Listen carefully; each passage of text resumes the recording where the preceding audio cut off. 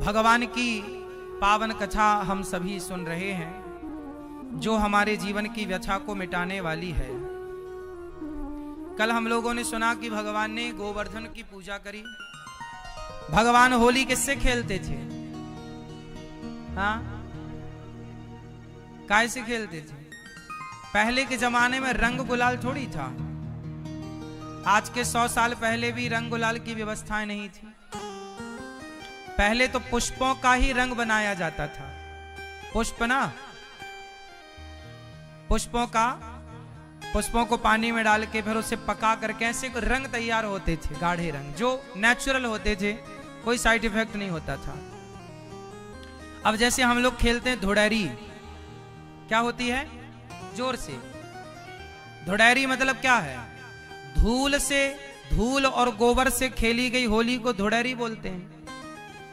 धुड़ैरी का मतलब ही धूल है, धूल से खेलना। मतलब हमारा ये त्योहार बताता है कि हम धूल से, माटी से जुड़े हुए लोग हैं। धूल से जुड़ा हुआ मतलब माटी से जुड़ा हुआ।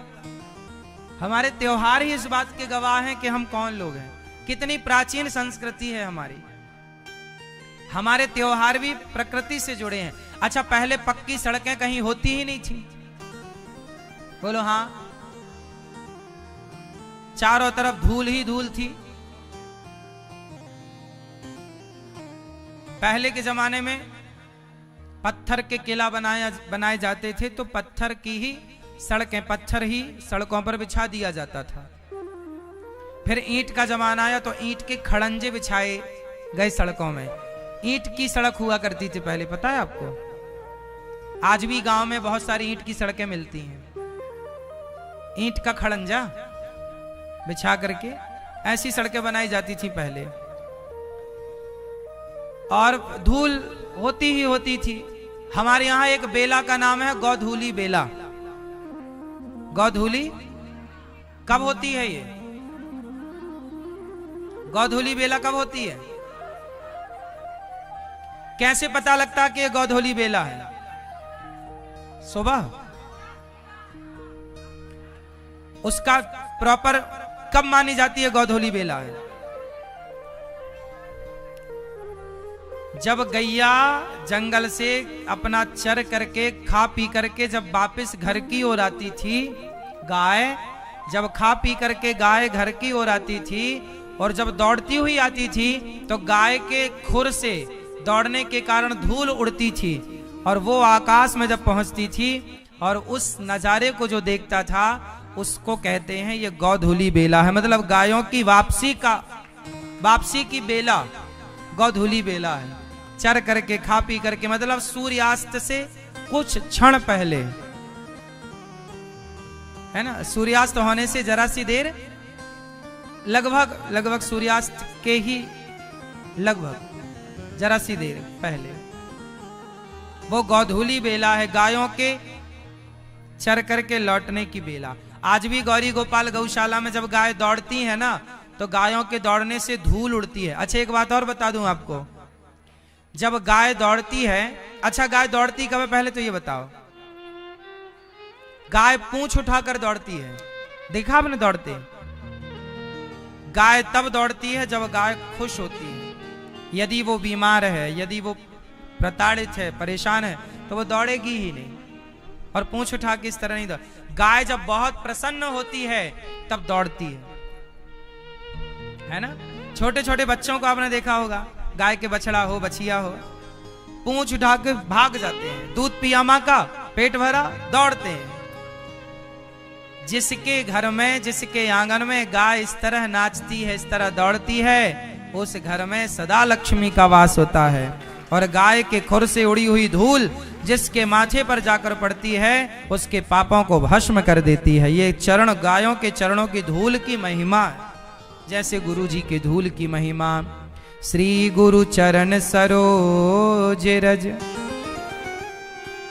निज मन मुकुर सुधारी, वर्णौ रघुवर बिमल जसु, जोदायक फलचारी। जैसे गुरु जी के चरणों की धूल की महिमा है, उसी तरह गाय के चरणों की धूल की महिमा है। तो भगवान ने गोवर्धन उठाया। क्या उठाया?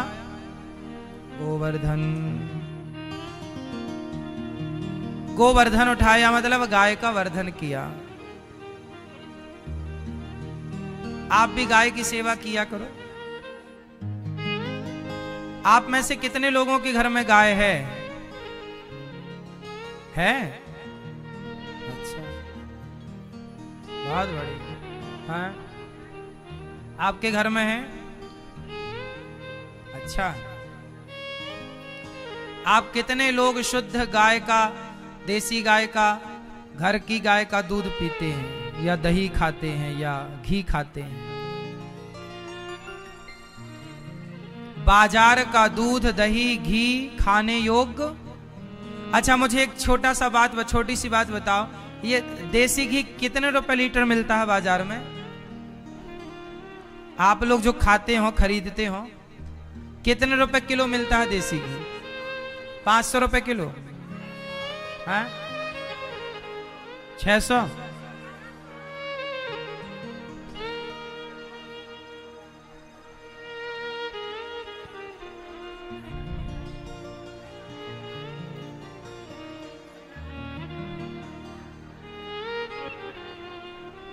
अच्छा बताओ, यहां जितनी हमारी बूढ़ी माँ बैठी है, जरा उनको ज्ञान होगा, बताओ कितने लीटर दूध में 1 लीटर घी निकलता है?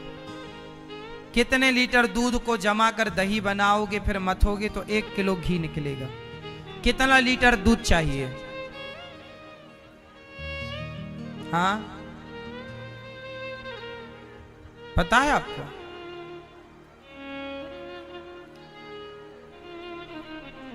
हाँ, लगभग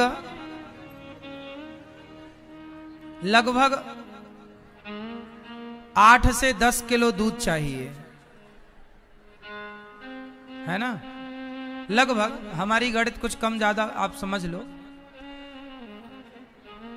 और ज्यादा ही 10 किलो दूध से ज्यादा ही चाहिए, तब जाकर के वो 1 किलो घी तैयार होता है, और ज्यादा ही लगेगा। 20 किलो लगेगा। अच्छा, तो डबल मान लो, 10 का 20 हो गया, 20 किलो लगता। सही, प्रॉपर जानकारी है आपको? घर में गाय है, भैंस है, तो आप जमाती हो दही, तब जाके 1 किलो निकलता है। आप देखो, बहन कह रही है कि 20 किलो घी डलेगा, तब जाकर के वो 1 किलो घी निकलेगा। तो आप देखो, आप लोग आप प्रैक्टिकल कर लीजिएगा। हमने कभी इस चीज को नापा नहीं, हम तो आपसे पूछे तो बहन ने बताया लगभग 20। आप 20 मानो या 15 मानो, 15 से 20 किलो घी, 15 से 20 लीटर दूध। अब 20 लीटर दूध कितने का होता है? उत्तर दो। 1 लीटर दूध कितने का है? 40 रुपए का? 50? 60 रुपए का? चलो मैं 50 का मान के चलूं, माना कि 50 रुपए लीटर दूध है, तो भैया ये 20 लीटर दूध कितने का हुआ? 1000 का हुआ। तो 1000 का तो दूध ही लग गया, तो 600 रुपए लीटर घी कैसे मिल सकता है? तो बाजार में जो 600 रुपए लीटर घी मिल रहा है, वो घी हो ही नहीं सकता।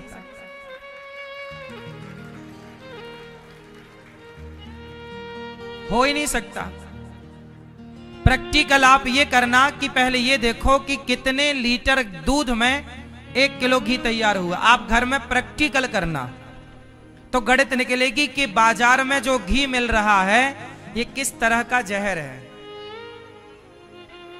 मैंने तो ये गणित केवल इसलिए आपको बता दी कि आप घर में प्रैक्टिकल करें, तो आपको बाजार का रेट निकल के आएगा कि यदि नेचुरल, यदि हमने 20 किलो घी लगा, 20 किलो दूध लगा या 15 किलो दूध लगा, तो आप देखना कि 1 किलो घी यूं ही तैयार नहीं हो जाता। तो आप सोचिए कि बाजार में जो मिल रहा है और आप धड़ल्ले से खा रहे हैं, वो कितना जहर है। अब बाजार में 400 रुपए लीटर भी घी मिल रहा है देसी, अब वो कैसा होगा आप देख लीजिए। 600 रुपए लीटर भी घी मिल रहा है देसी। अब देखो कैसा होगा वो।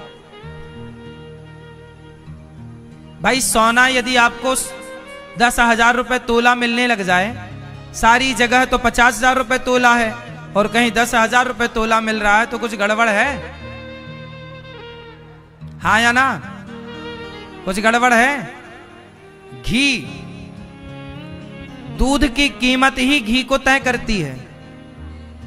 फिर उसमें व्यक्ति की थोड़ी मेहनत है, थोड़ा सा, और वो एक्स्ट्रा लेगा थोड़ा अपनी मेहनत का, दूध से घी तक पहुंचने का, ठीक है।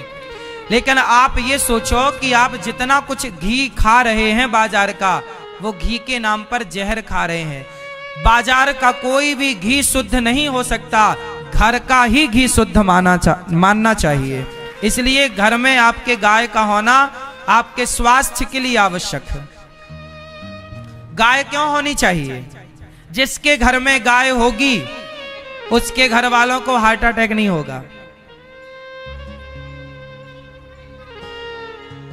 जिसके घर में गाय होगी उसके घर में हार्ट अटैक की बीमारी नहीं होगी। यदि आपने दूध पिया है शुद्ध देसी गाय का, तो हार्ट अटैक हो ही नहीं सकता। देसी गाय का दूध आपने पिया है, घी शुद्ध पिया है, छाछ आपने शुद्ध पी है, पनीर आपने शुद्ध खाया है, तो आपकी हड्डियां कैल्शियम की कमी हो ही नहीं सकती, संभव ही नहीं है। गाय एक डॉक्टर है अपने आप में, जो कि सबके घर में पहले होती थी। अब बताओ, बाजार में आप तेल खाते हो, क्या खाते हो? तेल। तेल तेल जहर है या नहीं? कौन सा तेल? Refined, double refined. क्यों? रिफाइंड तेल को फिल्टर करने में केमिकल डालना पड़ता है और वो केमिकल का कुछ अंश तेल में रह जाता है।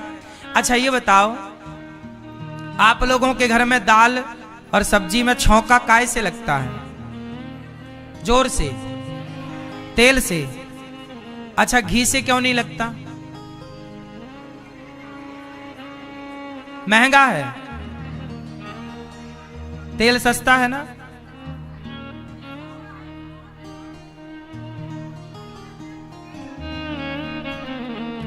तेल कौन सा डालना चाहिए फिर?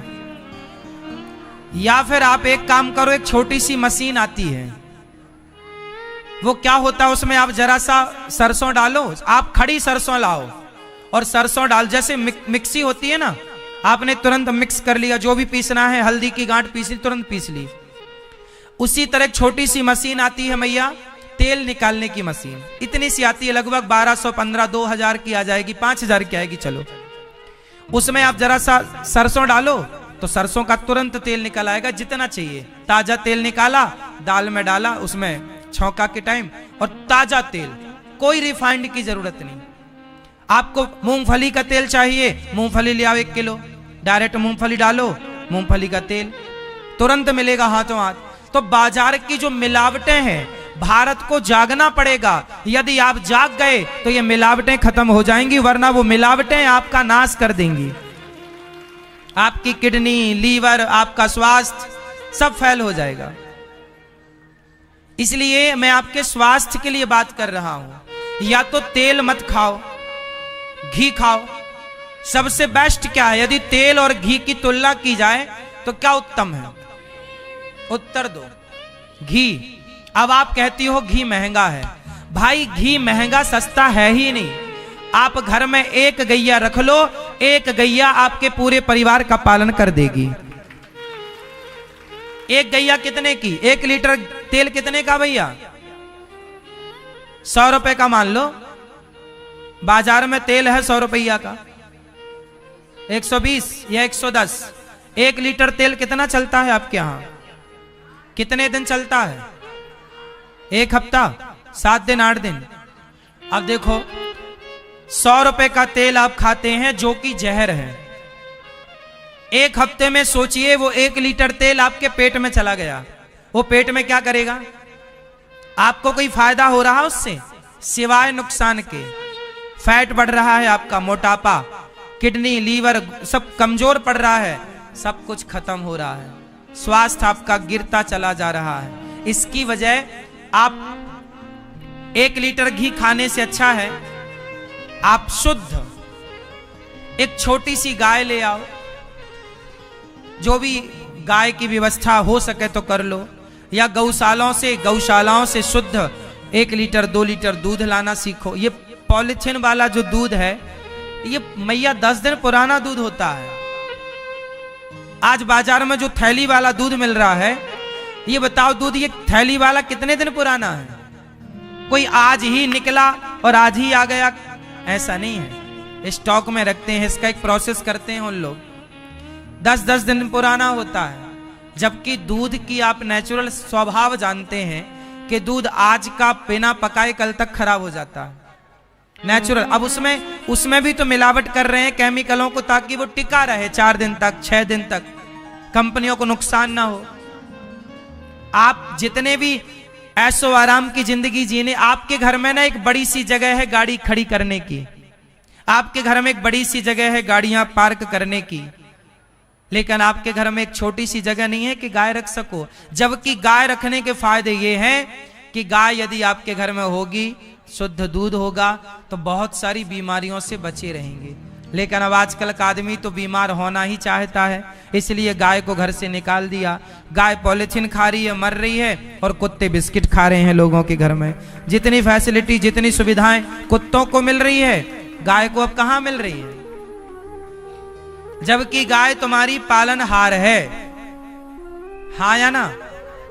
लेकिन अब हम कैसे समझाएं आपको? हम तो देखो अभी भी आपके बीच में आए ना कथा सुनाने, ताजा मक्खन खा करके आए हैं हम कथा सुनाने। हम तो अभी भी मक्खन खाते हैं।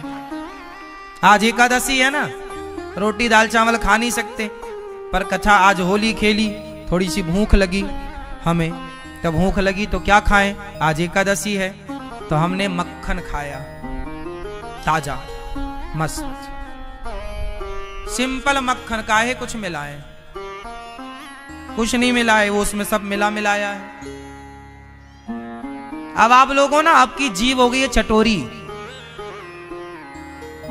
आपको अच्छा नहीं लगता कुछ, आपको बस भले वो जहर हो, स्वाद हो तो आप वो खा जाएंगे। हम स्वाद वाले नहीं हैं, हम स्वास्थ्य वाले हैं। या तो आपको स्वाद मिलेगा या तो आपको स्वास्थ्य मिलेगा, और जहां स्वास्थ्य की बातें हैं वहां स्वाद नहीं होगा, और जहां स्वाद की अब बातें होंगी वहां एक चीज चुननी पड़ेगी, या तो स्वाद चुनो या स्वास्थ्य चुनो। हमारे कन्हैया क्या खाते थे? मक्खन। हम क्या खाते हैं और आप क्या खाते हैं? Chowmein, burger, pizza. सड़ा हुआ आटा है, सड़ा हुआ आटा है बर्गर पिज्जा, है ना? सड़ा हुआ चावल का आटा है चाउमीन इत्यादि। ये सब सड़ी हुई चीजों से, तो वेस्ट चीजों से बनती हैं। खुले में खुल्लम खुल्ला जहर है मैगी। मैगी क्या है? जोर से, मैगी जहर है, उसे आप जहर कहिए, मैगी मत कहिए। चाउमीन क्या है? जहर है। खुल्लम खुल्ला मैदा है, मैदा। ये कहां तुम पचा पाओगे, कहां इससे लाभ है? लेकिन नहीं, आपको तो खाना है। हम नहीं खाते ये प्रपंच, मक्खन खाता हूं मस्त। आप भी खाया करो मेरी मां, कोशिश करो कि गाय रखें।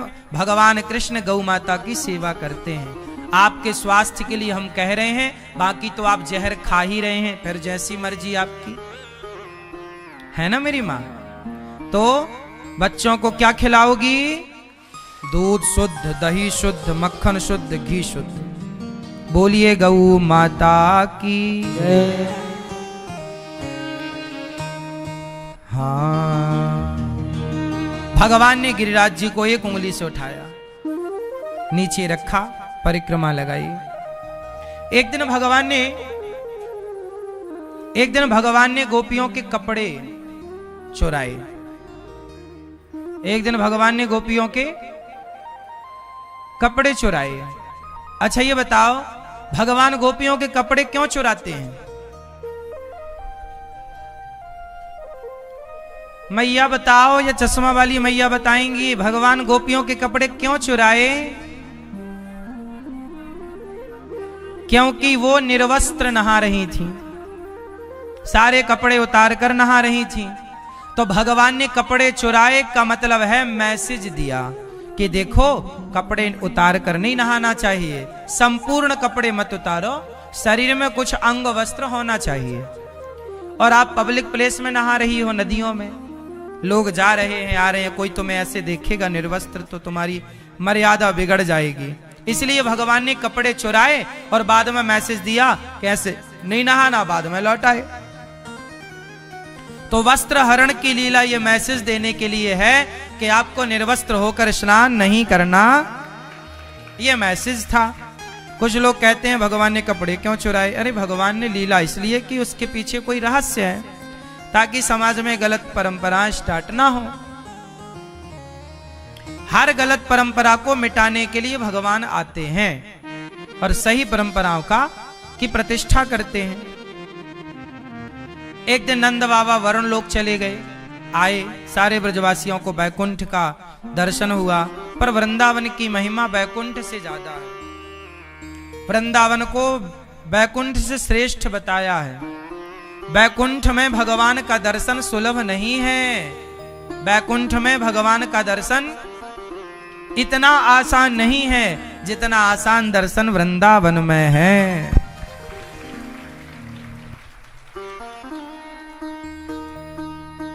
इसलिए वृंदावन में सुलभता है,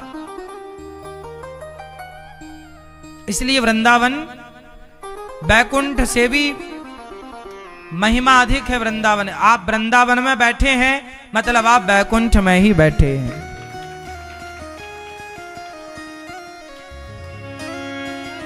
यहां की महिमा अद्भुत है, निराली है।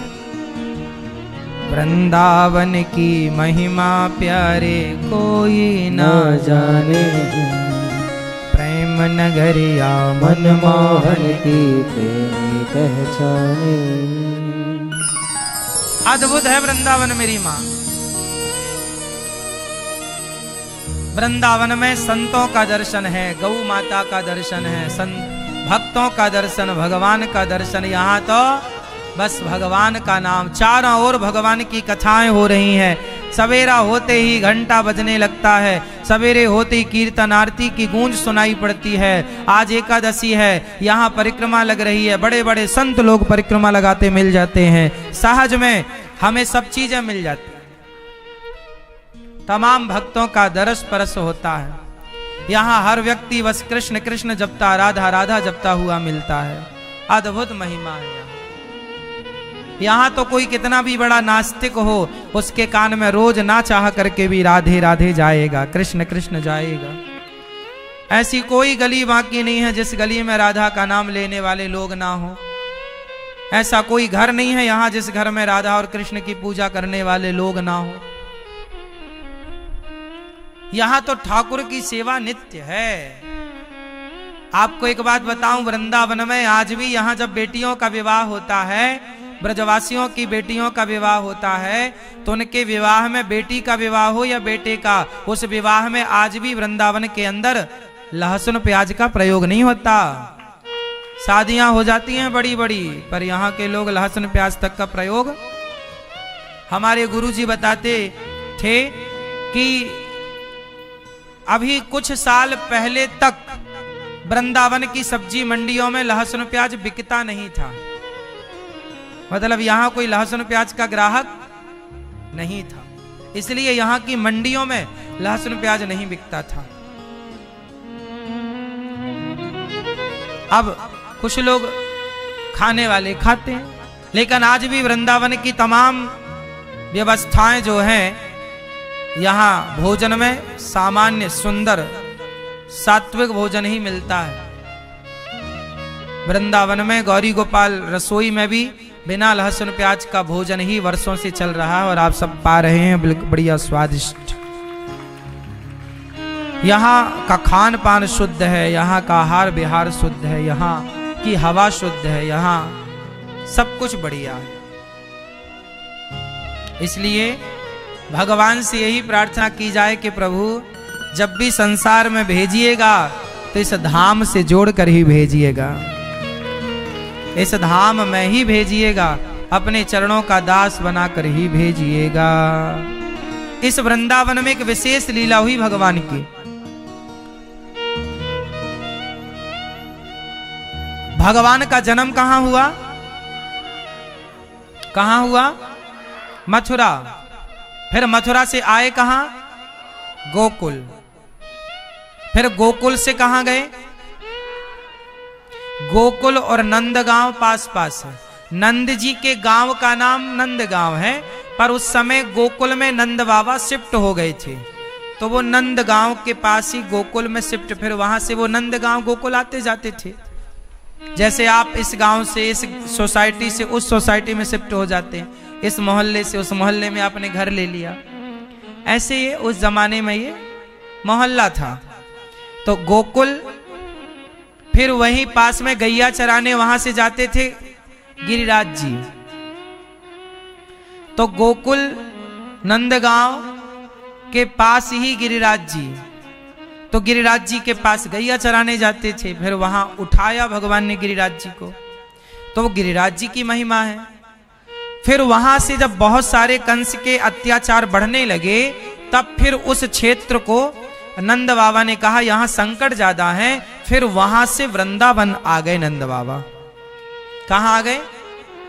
वृंदावन। इस भूमि का नाम वृंदावन क्यों पड़ा? क्यों पड़ा? वृंदावन मतलब क्या हुआ? वृंदा मतलब तुलसी, तुलसी का वन था ये, इसलिए नाम है वृंदावन। और एक चीज और बताऊं कि वृंदावन में ही सबसे पहले वृंदा यहीं उत्पन्न हुई, मतलब तुलसी की प्रथम उत्पत्ति वृंदावन से ही है। तुलसी की प्रथम उत्पत्ति वृंदावन ही है। एक चीज और बताएं, जब पृथ्वी को हिरण्याक्ष पाताल ले गया, छिपा दिया, तब 12 भगवान प्रकट हुए थे। बोलो हां, क्या प्रकट हुए? 12 भगवान। तो वृंदावन में एक 12 घाट भी है, तो वो 12 अवतार से जुड़ा हुआ है। जब 12 भगवान आए और हिरण्याक्ष को मारा, और 12 भगवान ने हिरण्याक्ष को मार के जब पृथ्वी को स्थापित किया, तो पूरी पृथ्वी, कहते हैं ये जैसे काशी, काशी पृथ्वी का हिस्सा नहीं है, भगवान के त्रिशूल में काशी विराजी हैं, शंकर जी के त्रिशूल में काशी विराजी है, ऐसे पूरी पृथ्वी वृंदावन में विराजी है। मतलब वृंदावन मूल है, पृथ्वी का केंद्र है, मतलब ये कहें कि आधार है। इसलिए यहां 12 भगवान ने पृथ्वी की जो स्थापना की, तो वो वृंदावन ही है। वृंदावन बैकुंठ से भगवान श्री कृष्ण जब अपनी लीला करने आए, उसके पहले ही भगवान ने वृंदावन को भेजा, मतलब बैकुंठ के एक हिस्से को भेजा, जो कि वो ये है, और अपनी नदी को भी भेजा। ये जो यमुना मैया है, ये विरजा नदी है। विरजा नदी, विरजा मैया के 2 अवतार हैं, एक यमुना जी के रूप में, एक सरयू जी के रूप में। बैकुंठ के 2 हिस्से हैं, एक वृंदावन के रूप में, एक अयोध्या जी के रूप में। तो ये वृंदावन बैकुंठ ही है। यहां भगवान की लीलाएं नित्य हैं। इस वृंदावन में भगवान की एक विशेष लीला हुई थी, और वो लीला है रास लीला। भगवान की जो दिव्य लीला है रास, वो लीला यहीं हुई थी वृंदावन में। और उस रास लीला का जो केंद्र बिंदु था, वो निधिवन, सेवा कुंज। क्या था? निधिवन, सेवा कुंज। ये मूल केंद्र था उस रास का। निधिवन में ही ठाकुर जी रास रचाते थे और रास रचाते हैं। ये पूरी धरा वृंदावन की भगवान की रासस्थली रही है। कितनी गोपियों के संग भगवान ने रास रचाए? कितनी गोपियां? हाँ, 16,000 तो पत्नियां थी मेरी मां। कितनी गोपियां? कितनी कितनी गोपियां थी? करोड़ों। कितनी गोपियां थी? करोड़ों गोपियां थी। और उन करोड़ों गोपियों के साथ एक कृष्ण करोड़ों रूप में थे। भगवान जितनी गोपियां उतने कृष्ण, जितनी गोपियां उतने कृष्ण। अच्छा, भगवान ने गोपियों के संग रास रचाए। ये रास लीला क्या थी? रास लीला जानते हो ना आप लोग? आप लोग रास लीला समझते हो क्या है? रास का मतलब होता है, रस नाम है भगवान कृष्ण का, रसो वैसा। कृष्ण का एक नाम है रस। तो रसों के समूह का नाम है रास। रास का मतलब है, अब जैसे आप लोग में से कुछ लोग रास की व्याख्या करें तो आप लोगों ने एक पिक्चर का एक वाक्य सुना होगा, तुम करो तो रास लीला, हम करें तो कैरेक्टर ढीला। तुम करो तो हम करें तो। इससे ये पता लगता है कि समाज ने, दुनिया ने रास का अर्थ गलत किया है। चरित्र से जोड़ दिया रास को, जबकि रास, आप किसके चरित्र की बात कर रहे हैं? देखो, तुम करो तो रास लीला, हम करें तो कैरेक्टर ढीला, ये कहा जाता है ना, तो ये पूरा सेंटेंस रास की ओर इशारा कर रहा है। और रास मतलब कृष्ण, कृष्ण की ओर इशारा हो रहा है।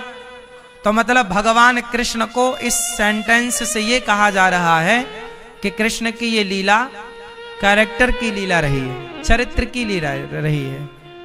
बात समझ में आ रही है? अब मैं आपको यहां स्पष्टीकरण दूं। होता क्या है कि जब आप मतलब नहीं जानते किसी चीज का तो उस अर्थ का अनर्थ कर डालते हैं। होता कुछ है और आप अर्थ। एक राजा था, वो माण पीता था। माण कितने लोग समझते हैं? माण क्या होता है? ये माण चावल का जो पानी निकाला जाता है पकने के बाद, आधा कच्चा, तो वो व्हाइट कलर का जो लिक्विड पदार्थ निकलता है उसे माण कहते हैं हिंदी भाषा में। चावल पसाते हैं ना, पूरा पानी निकाल देते हैं, फिर उसको, समझती हो मैया, उसे बोलते हैं गांव की भाषा में माण। वो बहुत हेल्दी होता है। आजकल बड़ी बड़ी 5 स्टार होटलों में मैया वो पिया जाता है, पैसे से मिलता है। वो राइस सूप बोलते हैं उसे, चावल का सूप उसे बोला। वो बड़ी बड़ी 5 स्टार होटलों में पैसे से मिलता है, और हमारी अम्मा फेंक देती थी राइस सूप। हम भी खूब पिए हैं माड़, नमक डालकर, थोड़ा मिर्ची डालकर पी गए। अच्छा लगता है और हेल्दी भी होता है। आप में से कितने लोगों ने माड़ पिया है? अरे सब हमारी पार्टी के हैं।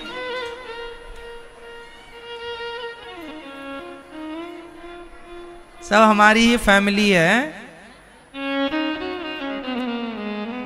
पी हो माड़? हम तो खूब पीते थे माड़। अब सुनो, एक राजा थे, वो माड़ पीते थे।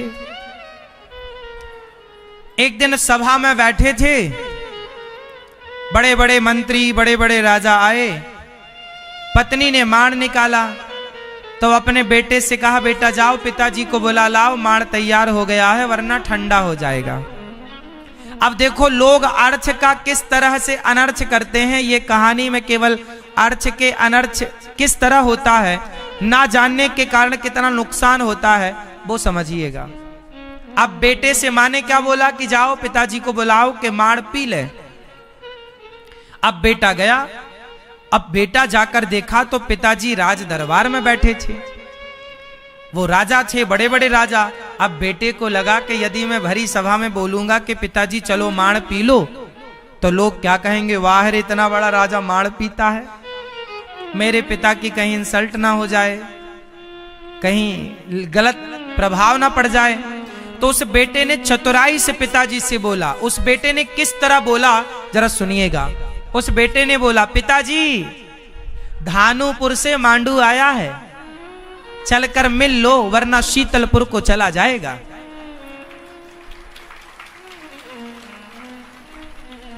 बेटे ने बात वही कही पर अलग तरीके से कही। धानुपुर से मांडू आया है, अब डायरेक्ट वो ये कहता कि मांड निकल गया, पी लो वरना ठंडा हो जाएगा। तो उसने इस तरह ना बोल के बोला कि धानुपुर से मांडू आया है। धानुपुर मतलब धान के चावल का, धान के चावल, धानुपुर से मांडू आया है, चलकर मिल लो वरना शीतलपुर को चला जाएगा, मतलब ठंडा हो जाएगा। इस भाषा को उसका बाप समझ गया राजा। अच्छा राजा चला। जैसे ही राजा उठ के चला तो वहां जितने मंत्री लोग बैठे थे उनमें काना फूसी होने लगी, भाई ये धानुपुर कहां है और ये मांडू कौन है। उनको लगा इनका शायद मुख्य सेनापति मांडू है, शायद इनका वफादार कोई व्यक्ति उससे मिलने गए हैं, वरना वो शीतलपुर की यात्रा में जा रहा होगा।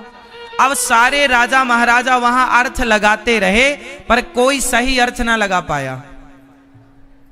कोई ये ना समझ पाया कि वो मांड पीने गए हैं, सब वो यही समझते रहे किसी से मिलने गए हैं, और अर्थ समझ पाया केवल राजा। तो एक बात बताओ, क्या शास्त्रों के अर्थ को भी सब लोग समझ सकते हैं? जैसे उस बच्चे की बात को उसका बाप समझ पाया और कोई नहीं, उसी प्रकार से शास्त्रों के वचन को भी जब गुरु परंपरा से पढ़ा जाए तो ही गुरु जब समझाते हैं तो समझ में आता है। अपने से आप पढ़ोगे तो अर्थ का अनर्थ हो जाएगा। उसी तरह हुआ रास का। रास का अर्थ भी लोग गलत करते हैं। रास का मतलब भी कुछ लोग, अब तुम करो तो रास लीला, हम करें तो कैरेक्टर ढीला, ये गलत ही तो अर्थ है, ये सही अर्थ नहीं है। सही अर्थ क्या है? अब सही अर्थ पर चलो। सही अर्थ तो ये हुआ कि रास एक मिलन था। क्या था? रास एक, जैसे G20 हमारे देश में एक मिलन हुआ, हमारे देश के प्रधानमंत्री जी अन्य देश के प्रधानमंत्री राष्ट्रपतियों से मिले, उस मिलन का एक नाम रखा गया था G20। अभी हुआ इसी साल मतलब 23 में हुआ, 2023 पिछले। तो क्या था ये मेरी मां? जोर से, ये मिलन था। एक देश के नेता दूसरे देश के नेता से मिल रहे हैं, साथ में खा रहे हैं, साथ में गले लग रहे हैं, साथ में हाथ मिला रहे हैं, एक दूसरे से डीलें कर रहे हैं, तुम हमारे देश में इन्वेस्ट करो, हम तुम्हारे देश में इन्वेस्ट करेंगे। एक समझौता कर रहे हैं, कुछ अंदरी बातें भी कर रहे हैं। तो वो एक मिलन है, एक देश के नेता से दूसरे देश के नेता का क्या है वो, उस मिलन का नाम क्या रखा? जोर से, G20। उसी प्रकार भक्त और भगवान के मिलन का नाम भगवान ने रखा था रास। वो रास था मिलन। किसका मिलन? भक्त और मिलन था। इसमें कोई कैरेक्टर ढीला वाली बात नहीं थी, इसमें कोई चरित्र की हानि नहीं थी। अच्छा बताओ, भगवान श्री कृष्ण कौन है? जोर से, कौन है भगवान? यत्र योगेश्वरः कृष्णो यत्र पार्थो धनुर्धरः। योगियों के परम योगी कृष्ण भगवान है। उस रास लीला में शंकर जी भी आए थे गोपी बनकर। कौन आया? जोर से, शंकर जी वही शंकर जी हैं जिन्होंने कामदेव को जला दिया था। जिन्होंने कामदेव को। अब आप जरा सोचो, जरा विचार करो, विवेक जगाओ अपना। सवाल करता हूं, उत्तर देना। जिन शंकर जी ने जो भगवान शंकर कामदेव को जलाकर भस्म कर चुके हैं, क्या उन शंकर जी पर काम का अब कोई प्रभाव पड़ेगा?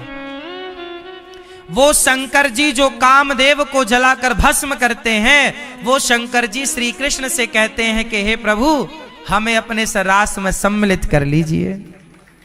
तो क्या ये कैरेक्टर ढीला की लीला है?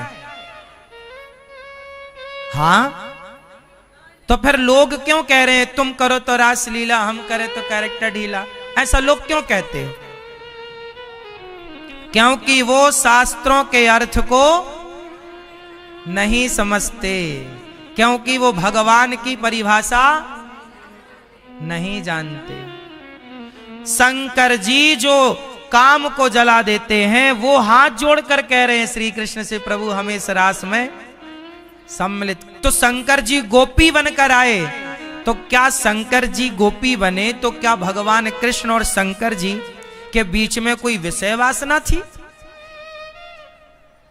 आज भी वृंदावन में गोपेश्वर महादेव हैं, जहां गोपी की तरह गोपेश्वर मतलब शंकर जी की पूजा होती है।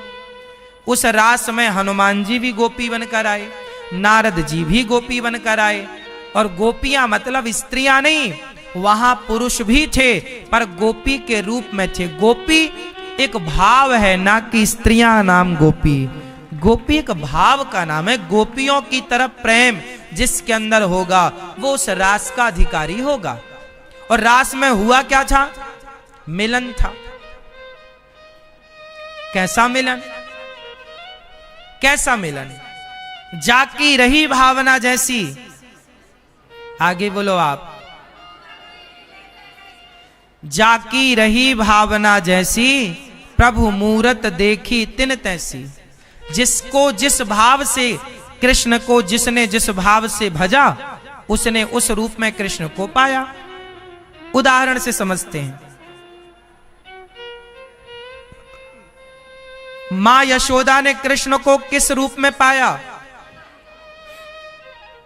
उत्तर दो मेरी मां। मैया जा रही हो यशोदा मैया, टाटा कर लो मेरी मां, टाटा। जल्दी आना, गुस्सा हो गई क्या? ये 5 मैया जा रही है, पंच तत्व। जल्दी आना।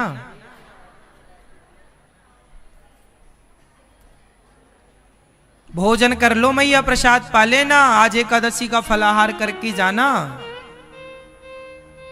अच्छा सुनो, भगवान शंकर उस रास में जब आए तो ये रास लीला कौन सी लीला है, इसे समझते हैं। यशोदा मां ने कृष्ण को किस रूप में भजा, किस रूप में प्यार किया? पुत्र। द्रौपदी ने किस रूप में चाहा? भाई। और गोपियों ने किस रूप में चाहा? जोर से, पति। अब एक बात बताओ, कृष्ण को पति रूप में भजना सही है या गलत है? मीराबाई ने किस रूप में भजा? और मीरा जैसी तमाम ना जाने कितनी होंगी। तो ये सारी स्त्रियां जो कृष्ण को पति रूप में भजती हैं, ये सही करती हैं या गलत? जाकी रही भावना, भगवान को आप जिस रूप में भजते हैं, भगवान आपको उस रूप में ग्रहण करते हैं। यदि आपके अंदर वात्सल्य है मां की तरह, तो भगवान आपके पुत्र बन जाते हैं। बहन की तरह प्यार है, भाई की तरह, तो आपके भाई बन जाते हैं। और पति की तरह भजती हो तो भगवान गोपियों के पति बन करके और गोपियों की तमाम इच्छाएं पूरी करते हैं। क्या इच्छा? क्या इच्छा? कौन कौन सी इच्छाएं हैं गोपियों के अंदर? कोई अच्छा, इच्छाएं बहुत तरह की हो सकती हैं। अब एक बात बताओ, एक स्त्री यदि कृष्ण को पति के रूप में चाहती है तो वो कृष्ण को पति के रूप में क्यों चाहती है? आखिर कृष्ण से क्या चाहती है? वो क्या पाना चाहती है? क्या उसके अंदर कोई वासना है कि वो कृष्ण जैसे पुरुष के साथ संबंध बनाए? क्या इस संबंध की भावना से वो कृष्ण को पति बना रही है? अरे जिसके अंदर वासना होगी वो कृष्ण को पति भाव से देख ही नहीं सकती। जिस दिन कोई कृष्ण को पति भाव से देखेगी, कोई भी स्त्री, मीरा ने कृष्ण को पति भाव से देखा तो क्या मीरा के अंदर कोई काम वासना थी क्या? अरे काम वासना तो ईश्वर पति के रूप में कोई स्त्री चाहे